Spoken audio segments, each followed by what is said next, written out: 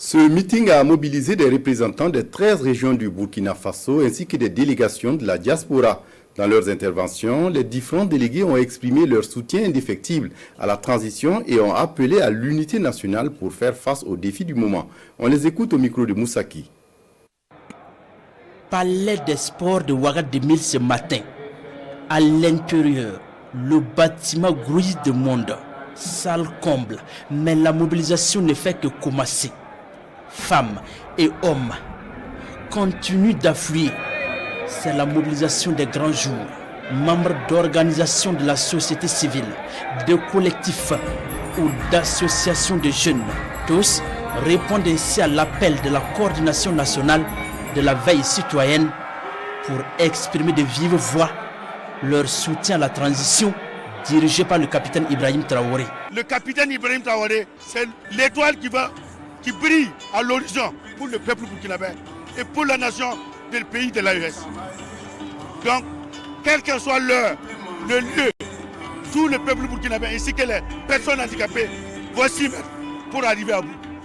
Donc la patrie ou la mort, nous vaincrons. Alors nous sommes là aujourd'hui pour encore réitérer notre engagement, notre soutien au capitaine Ibrahim Traoré. Voilà, et les FDS et les VDP. Drapeau burkinabé, banderole et visuel. Le rendez-vous de Ouagadougou est historique. Le chef de l'État est accueilli par des acclamations. Les délégations des 13 régions du Burkina sont bien présentes. La mobilisation est à la hauteur de l'événement qui se veut un message envoyé aux ennemis de la nation burkinabé. Les interventions des porte-parole des délégations régionales, soit pour remercier les autorités, soit pour présenter des doléances, sont suivies d'applaudissements. La transition a fait beaucoup de choses. Je dirais même que depuis l'indépendance du Burkina, qu'on n'a jamais vu se réaliser dans notre nation, mais cela a été fait pendant la transition.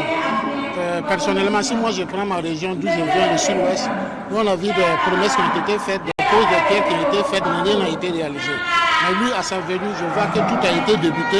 Et je sais que ce n'est pas au sud-ouest seulement, un peu partout dans la région. Je pense que tout se déroule bien.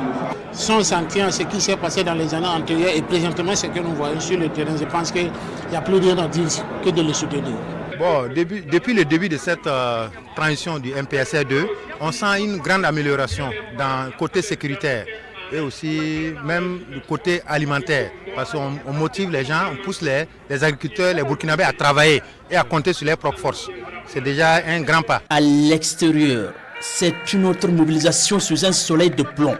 Assis ou debout, ils suivent l'intervention du chef de l'État sur cet écran géant. Plus de 35 minutes de discours du capitaine du bateau Burkina qui suscite une ambiance électrique.